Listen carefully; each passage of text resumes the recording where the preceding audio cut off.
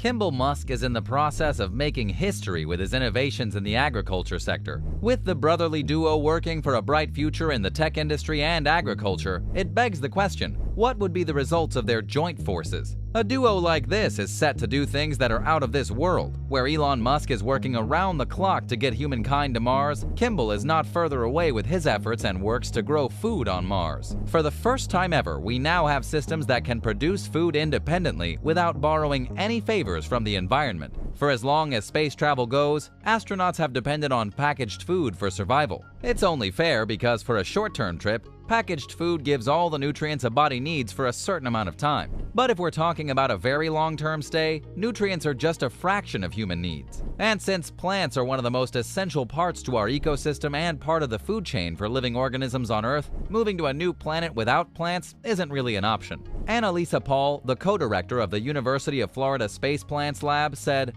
and rightly so, plants are things that we take with us as explorers. They're part of our core heritage whether we think of it or not. So how will we put our green fellows to work on Mars? Space agriculture is a whole field of study in itself, a study to which NASA has been actively contributing because a healthy plant system in space will be a huge support system for mankind's survival. Success in this field will ensure a strong supply of calories and nutrients in addition to oxygen production and reducing carbon dioxide from the air. NASA's contribution goes way back. In the 80s and 90s, NASA actively funded a vast range of agriculture programs. A collaboration between NASA and the University of Wisconsin led to the discovery of how a certain blend of LED lights can replace grow lights. It wasn't just more energy efficient, but it also allowed the plants to photosynthesize better. All this work resulted in a patent, and in today's world, indoor farms are successfully operating with LED lights that give them the needed photons for healthy growth. In a comment to NASA's work, a horticultural scientist, Raymond Wheeler, with decades of study on space agriculture at the Kennedy Space Center, says, NASA was genuinely in front of the curve on this, promoting their use for these applications. Wheeler was part of a KSC team in the 1980s that takes a lot of the credit for the vertical farming system that has grown into a multi-billion-dollar industry today. The team grew soybeans, wheat, potatoes, and other crops by submerging their roots in a solution filled with nutrients a plant needs. The experiment took place inside a huge tube-shaped chamber with plants stacked in 4-row shelves. This was the first ever vertical farm in history and the seed of horticultural innovation that could help us with our endeavors of terraforming Mars. When thinking of the red planet, you can't help but think if it's even possible for Mars's cold, hard, dystopian surface to power plants. Wouldn't we need soil or something similar to Earth? To test the systems and the processes of raising crops in harsh conditions without soil, in the fall of 2017, the German Aerospace Center delivered twin shipping containers to Antarctica. This dress rehearsal continues to prove that fertile ground and sunlight aren't the only ways to grow plants and vegetables, as it entered its 4th growing season this year since the beginning of the experiment, which was great news for the potential to ensure growth for plants on Mars. The experiment is built upon the LED discovery by NASA in the 80s that we mentioned earlier. To improve upon the original discovery, NASA is striving to engineer formulas adjusted as per the need of different vegetables with software-controlled rays of blue and red light diet. To summarize the process, roots of plants are passed through sheets of fibrous minerals and float above empty trays where they're sprayed automatically with nutrient mist every few seconds. The water used is largely recycled, but dumped every few months when it's depleted and needs to be replaced. The entire setup draws approximately 10 kilowatts of power from the German Neumeier 3 research station and could easily be powered by solar cells on Mars. As Elon Musk's mission to Mars includes sending greenhouses on board the starships, with the success of the soil-free software-controlled greenhouse project by the Germans, the project coordinator at DLR Antarctica, Daniel Schubert, plans to send an email to Elon. I still need to send Elon Musk an email and ask if we can design his greenhouse. If this continues to be successful, it's going to be incredible to see how this collaboration unfolds. In the first year of the Antarctic Breakthrough Project, a researcher called Paul Zabel collected nearly 272 kilograms of vegetables that the facility had produced by running around the 135-square-foot greenhouse container. These vegetables included a variety of tomatoes, cucumbers, lettuces, radishes, and other leafy greens and herbs. Despite being equipped with modern technology such as automated fertilizer fertilization, lighting, and watering, it took Paul about 4 days to keep the Eden ISS operative. This time needs to be reduced as human labor in space is as important as air and water. It's impractical for astronauts to be working that long on it. NASA decided to send their own researcher, Jess Bezos, to minimize the time for research purposes. She examined certain specific strains of vegetables at Eden ISS conducted by the Germans and gathered data of the tasks that required significant time. The takeaway from the Eden ISS greenhouse, according to Bunchek, was that facilities need to be further simplified to be replicated anywhere else. We will definitely scale down the technology's complexity for a space greenhouse, Schubert says. It's obvious that the Musks and DLR share a part of the vision of habitating Mars. Kimbal, in an interview with Ryan Daniel Morin, talked about how in his perception, things aren't impossible, but rather improbable. It must be easy to keep an open mind when he literally witnessed his brother work on the vision to take a pot plant to Mars just to prove that it's technically possible, that later turned into SpaceX. We should all stop labeling things as impossible. At present, Kimbal is the 4th largest stakeholder in Tesla and a board member of the company. Adding more to the list, he's a board member of SpaceX and Chipotle as well. Also being one of the earlier investors of PayPal, labeling him as a serial entrepreneur with a unique vision is only fair, meaning grand visions is nothing he's new to. So for an overachiever like himself, what started as an endeavor to bless people on Earth with real food may also extend to Mars, as Kimbal said. I'm focused on bringing real food to everyone on Earth. But the farming technology we're building at Square Roots can and will be used on Mars. After having a near-death experience, Kimbal set his mind to focus on real food while on the hospital bed. He, along with co-founder Tobias Peggs, founded Square Roots that packs farmlands into industrial containers. Their goal is to create conditions that make it possible for crops to grow as close as possible to the location of use. This will not only minimize wastage, but also ensure freshness and improved flavors that are lost during the commute. Kimbal Musk, along with his co-founder, pulls this wonder by creating small hydroponic farming systems in containers. These independent systems are able to produce several non-GMO vegetables at all times and without the use of pesticides. Not only that, but they come with their own irrigation setup and software-controlled LED lighting that can be placed anywhere, which could work as a great asset for the Mars missions. With the potential collaboration between DLR and Square Roots, the ultimate goal is to create a greenhouse that is completely self-sufficient. The second best thing to that is to create a system that is out of Earth, but controlled from the planet. A facility that could be sent to another world ahead of humans, be it Mars or the Moon, so astronauts could be welcomed with plants and vegetables that are already thriving on their own. In a self-functioning greenhouse, you need to make sure that the plants are feeling good without going about a daily routine to check on them. Monitoring plant stress is an essential part in determining the potential for this ambitious goal of growing plants on Mars. The new facility DLR is currently working on its space-rated semi-inflatable cylinder that has a few interesting updates from those discussed above. Since the focus here is to keep track of the changes in plants with stress and ways to manage it, one major enhancement is the use of software within GoPros for remote monitoring. At the UF Space Plants Lab, Annalisa Paul, along with her colleagues, are developing the software to identify how the form of plants shifts under stress. For instance, the color of light a plant reflects and absorbs is so subtle that it's impossible to notice with the naked eye. But the new additions to the software will be able to recognize the changes within 15 minutes and manage it within an hour. That's a job done much more efficiently as compared to what our precious faculties previously could do. The systems that we tried at the Eden ISS couldn't get conclusive results, as the greenhouse had no harsh conditions that could put the monitor system to a real test. The co-director, Robert Furl at Space Plants Lab, said, "We've been watching a lot of success happen, regardless. To get results, intentionally creating stressful conditions and errors are in plans to test whether the software and systems will do the job. To further minimize the use of human labor, robotic arms are in the works that'll be able to execute tasks that are being done by people right now. Even though they won't have better biceps, they sure will work for longer hours. These include taking pictures with different angles, clipping dead shoots and leaves, and harvesting the production of vegetables. These are the activities that NASA researcher Schubert identified as the most laborious tasks in the faculty. While Mars doesn't have a lot coming from the sun itself, it sure has lots of sunshine coming from the Musks. Now all we have to do is wait for the day when we can book a space ticket to the next planet and feast on a good salad as we land on the red planet. What do you think about this idea of growing food on Mars? Let me know. The red planet is slowly bringing about a new space race. As humanity works towards making interplanetary travel possible, a few countries have brought their A game to the table. At the forefront, we have the United States, followed very closely by China, and then Russia. In fact, Russia is now making big plans to construct the first nuclear power plant on Mars. But how exactly will they do this? And will they really be able to pull it off? You see, the idea of building a human colony on Mars not only relies on terraforming, but also on creating sustainable energy for inhabitants. And this is where Russia comes in.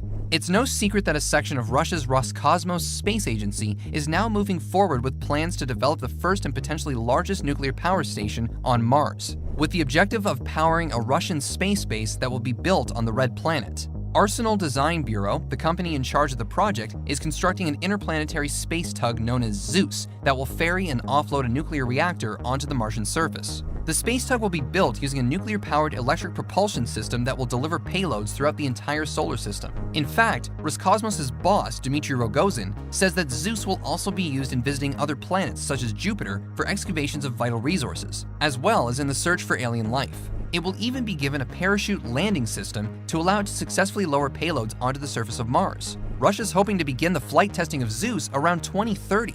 But wait a minute. Can Russia even afford to carry out space missions of this scale? The Russian government spent less than a tenth on its space program compared to what the US government did in 2020. So could they be biting off more than they can chew? Turns out, they've got a pretty solid plan in place. Russia is planning to seriously ramp up their plans for space over the next 10 years. We're talking about Russian space bases, sending missions to Mars, constructing a moon base with the collaboration of China, and of course, building and operating the first nuclear power plant on Mars. Russia has, so far, done some pretty solid groundwork to build their nuclear-powered space tug Zeus. All they need now is political goodwill from Russian bigwigs in the government to increase spending. And according to reports, things are looking pretty good. After all, does Russia really want to lose to the US and China in the up-and-coming space race? The first country to properly colonize another planet will have a threatening advantage. So what are some of the other functions that Zeus will have? Obviously, something of this size and magnitude won't just have exploration and transportation tasks. Well, according to top Russian engineers and designers assigned to the project, Zeus will also be able to disable enemy spacecraft systems by disrupting the control systems of the opposing ship through the use of an electromagnetic impulse. If this doesn't deter the enemy, then Zeus will resort to firing a powerful laser beam that will completely neutralize the spacecraft. This is as Russian as it gets. Now we know how serious Russia is about this. The designers, who are presently based at the Keldysh Research Center, have also proposed that Zeus be built with an essential component of Russia's air defense network, which is capable of detecting targets from orbit and transmitting this information to ground-based missile systems. You would think Russian engineers woke up and began formulating plans to build a nuclear power plant on Mars during the pandemic, right? Well, this isn't the first time that the idea of a space-based nuclear power plant has been proposed by the country. In fact, Russia's been planning for the construction of an interplanetary spacecraft to ferry a nuclear power plant since 2010. But it was only in 2019 that a detailed concept of the space tug was presented for the first time at the MAX International Aviation and Space Show outside Moscow, providing a more detailed presentation of the workings at the Army 2020 Forum. In December of 2020, Roscosmos went a step further by signing a $56.5 million contract with the Arsenal Design Bureau to begin experimental design work for the construction of Zeus. The project is expected to be completed sometime in 2024, with experimental flight testing to commence sometime in 2030. So, will the deployment of Zeus be successful? Well, having a look at Roscosmos' previous accomplishments, they completed the construction of the first Russian-owned space station, Mir, which deorbited in 2001. However, the Russian space program has faced its share of problems.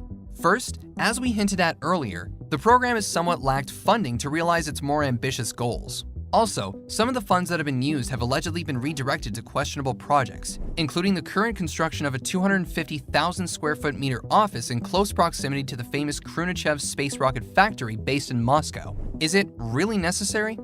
Over the past half-century, Russia's record in space milestones has declined considerably since the Cold War. We should remind you that this is the same country that sent the first satellite to space, had the first man and woman in space, and constructed the first space station. However, 21st century Russia isn't the vibrant space bully it once was. For example, in 2020, Russia spent only about $3.58 billion on its space program, just $260 million more than Japan, and much lower than France, who spent $4.04 billion. Russia's space budget was also nowhere near that of China, who spent $8.85 billion, and the United States, who spent a mind-blowing $47.69 billion on their space project. This, as well as other factors, has left the country that once enjoyed the status of the pioneering space country lagging significantly behind space programs like NASA and that of China, who continually deploy high-tech equipment and rovers to capture images of the Martian landscape. But now, Russian engineers are hopeful that Zeus could change everything. Once completed, it'll be deployed at the Lagrange point between the Sun and Mars, which is the point in space where the gravitational forces of these two bodies are the strongest. The tug's onboard communication transmitters and sensors will play an important role in creating a high-speed channel for the transmission of information to the Earth from the Martian surface and from the spacecraft orbiting the planet. But the question is, why is nuclear power so important in space travel? Well, if you look at the simplicity of it, space travel is all about mass. It's difficult to travel through interplanetary space if you're not shooting a large concentration of mass super fast in the opposite direction to give you high acceleration. You also have to lose a lot of mass in the opposite direction if you want to come to a complete stop. A lot of mass also needs to be released laterally to maneuver the spacecraft. So fuel is the most important aspect of any space mission. For humanity to successfully set up a colony on the planet, we're going to need a whole lot of energy. It'll be needed to power the life support systems, heat food, and so on. Which form of energy is best suited for that on the Martian surface? First of all, the fossil fuels we're currently using are super heavy and finite, so they aren't feasible for a long-term stay.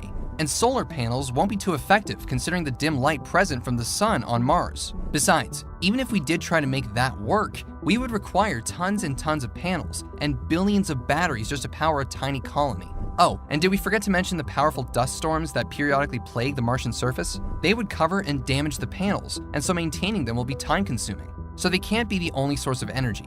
One mistake on Mars and it's lights out. But hold on, Mars also has powerful windstorms. So what about wind energy?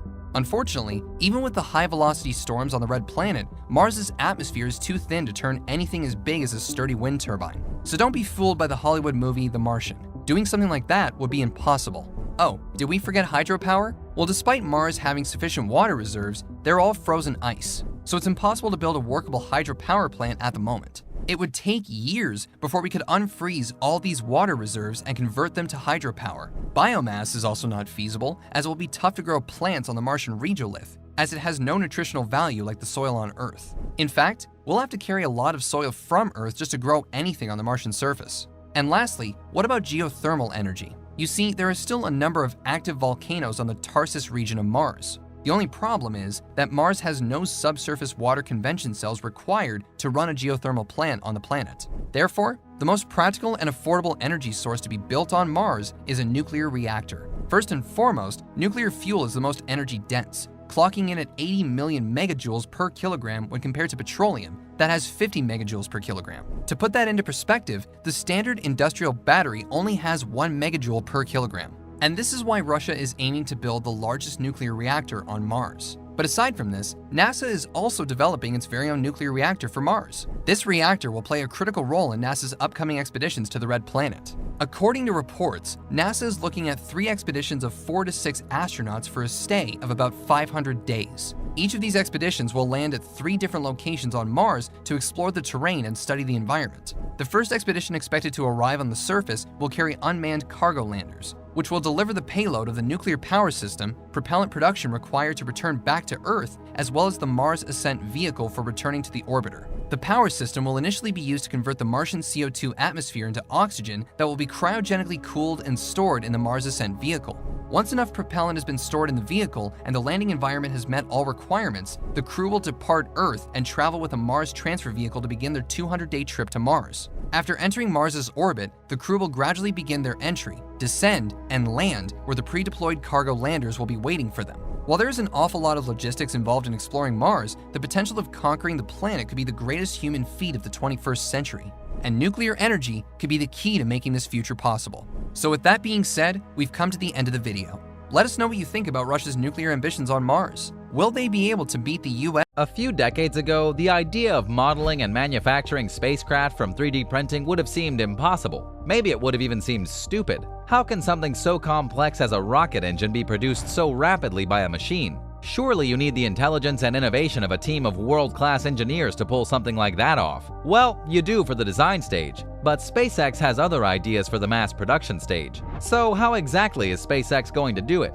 Since 2014, they've been working with 3D printing technology to produce rocket parts on a large scale. But the private spaceflight company is looking to scale up the launch of astronauts into space. The best way for them to scale up production is to automate the manufacturing process as much as possible. And one of the best ways to do that is to 3D print. SpaceX began using additive manufacturing, also famously known as 3D printing, to create its emergency escape rockets on the manned Dragon spacecraft. The first capsule of SpaceX's 3D printing initiative, known as the Dragon version 3, was part of SpaceX's entry into competition with NASA for commercial manned spacecraft to ferry astronauts to and from the International Space Station. In fact, SpaceX sent its first 3D printed part into space way back in early 2014. The 3D printed part was a rocket engine main oxidizer valve, which flew aboard a SpaceX rocket on January 5, 2014. It was carrying a payload to orbit that consisted of TICOM-5 telecommunications satellites. The valve itself was transported inside one of the rocket's Merlin 1D engines. This mission marked the first time that a SpaceX rocket flew using a 3D printed part, with the valve operating successfully using high-pressure liquid oxygen through the use of cryogenic temperatures and high vibration. It was also a lot faster to make,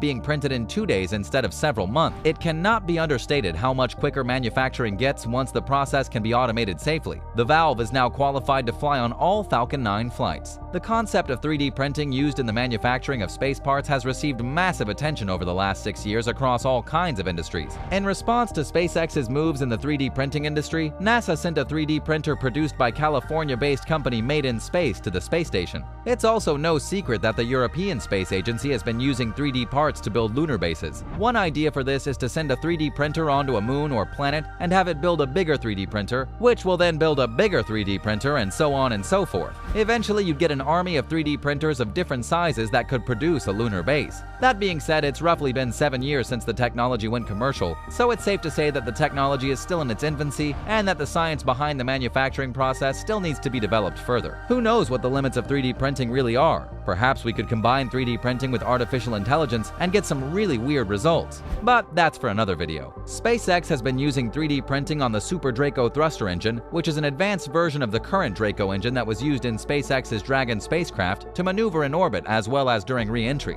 In fact, Super Dracos were used on the crewed version of the Dragon 2 spacecraft. They're used to power the vehicle's launch escape system, which is completely integrated into the spacecraft. Indeed, SpaceX has been working with 3D printing for the past 3 years to perfect the technology for successful hardware flights. They 3D printed a Super Draco engine chamber manufactured from Inconel, a high-performance superalloy that was created using direct metal laser sintering, also known as DMLS. This part was designed and built in-house by SpaceX, which is something they like to do. A piece of metal comes to the SpaceX manufacturing process and a rocket engine comes out. The company has also successfully fired the Super Draco engine chamber at a full thrust of 16,000 pounds per engine. The use of 3D printing helped minimize lead time by an order of magnitude compared to the traditional method of machining. This was from the first concept to the first hot fire test, which took slightly over 3 months to complete. In May of 2013, SpaceX completed the qualification of testing of the Super Draco, including multiple starts, extending firing durations, and extreme off-nominal propellant flow as well as temperature tests. If necessary, each Super Draco has to be restarted multiple times. They can also use deep throttle, which provides astronauts huge amounts of power as well as enhances precision in space. SpaceX mentioned that during the hot fire test, the Super Draco engine was fired in 2 different profiles, launch escape and landing burn, as well as successfully throttled at thrust levels from 20% and 100%. The chamber itself was fired more than 80 times during hot fire. SpaceX is absolutely ruthless in its rocket engine tests. There is no cutting corners to save money or any process skipped to save time. This is what is needed to operate successfully at the cutting edge of any technology. The 8 engines in the Dragon version 2 launch can generate more than 120,000 pounds of axial thrust to propel astronauts to safety if an emergency occurs during a launch. The launch escape system also enables astronauts to land the spacecraft using propulsion that is quite accurate and pinpoint. This makes the Dragon version 2 spacecraft completely and rapidly reusable, as well as capable of being refueled and reflown numerous times. With 3D printing, durable and high-performing engine parts can be constructed at a fraction of the time and cost when compared to traditional manufacturing methods. In fact, in 2013, Musk described how the company was planning to construct the parts for its Merlin rocket engines using the Leap motion controller constructed via the Oculus Rift virtual reality headset, as well as a high-end metal 3D printer. The construction of both the Super Draco and Merlin engines were vital to the evolution of the company's spacecraft program. In fact, the Falcon 9 rocket that was recently powered to orbit contained 9 Merlin engines that gradually throttled towards the end of the first stage flight to limit the launch of vehicle acceleration as the rocket's mass decreased with the burning of the fuel. The Falcon 9 also has Draco thrusters that enabled the Dragon to maneuver while in orbit, as well as 8 Super Dracos coupled together. This was crucial to the mission in the event that there could have been a major malfunction detected. The computer computer was programmed to instantly fire the Super Dracos, blasting the capsule away from the Falcon 9. Nevertheless, it's been quite a successful existence for SpaceX thus far, with about 20 years in the field of developing state-of-the-art space hardware. The company has only hit a couple of explosive bumps along the way. In fact, Elon Musk has gone on record on Twitter expressing his support for 3D printing. On October 9, 2020, he wrote, "Additive manufacturing of parts is still far too costly for cars, but can rapidly create tooling to accelerate pace of innovation. It's already sensible for rocket engine parts. To the best of our knowledge, SpaceX is 2 or 3 years ahead of other companies in use of additive." In line with the company's motto of futurism, SpaceX has worked hard to design functional and lightweight spacesuits that astronauts can wear comfortably. They also look really cool. They also mentioned that the spacesuits were custom-made for each passenger aboard the Crew Dragon to provide protection from any case of depressurization. But what's more special about these suits is that the helmets were custom manufactured through the use of 3D printing technology and include microphones in the helmet structure, integrated valves, and not to mention features for visor retraction and locking. Demonstrating no signs of slowing down and with an objective of lowering costs and scalability, the use of 3D printing technology by SpaceX has become an essential feature of SpaceX engineering. In 2020, one of SpaceX's main 3D printer suppliers, Velo 3D, suggested that SpaceX begin using its machines for a certain component that they had major issues with while using traditional techniques. The company has further stated that the development of some of these components would be vital in next-generation engines for both of SpaceX's Starship trips to Mars. And as such, SpaceX shifted to Velo 3D printing systems. It's safe to say that at this pace and with the use of 3D printing, Musk could be on the verge of colonizing Mars, and perhaps even going beyond that. After all, he is one of the brains behind SpaceX and is using any innovative technology he can get his hands on so that he can achieve a multi-planetary civilization. Musk has plans to send numerous rockets to Mars. However, very little is known about the company's Starship launch vehicle, which is expected to take flight with cargo to Mars by 2022. A second mission is also expected to take advantage of 3D printing to send cargo and crew by 2024.